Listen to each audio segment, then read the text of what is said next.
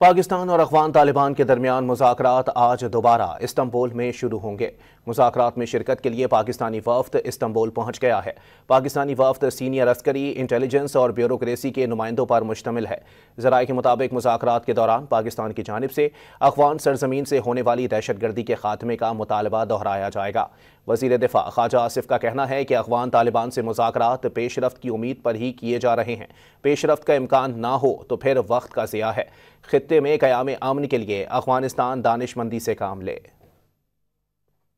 بہت اہم جو ہے وہ میٹنگ ہونے والی ہے، اس کے بارے میں کیا کہیں گے؟ افغانستان کے ساتھ جو مذاکرات، دیکھیں جی، پیش رفت کا امکانات ہوتے ہیں تو بات چیت کی جاتی ہے، اگر امکانات نہ ہوں تو پھر وقت کا ضیاع ہی ہے نا۔ تو جو ڈیلیگیشن آج چلا گیا ہے اور مذاکرات کل صبح شروع ہو جائیں گے۔ لیٹس ہوپ کہ کوئی دانش مندی سے کام لیں افغانستان والے بھی، اور اس خطے میں جو ہے امن جو ہے وہ ریسٹور کیا جا سکے۔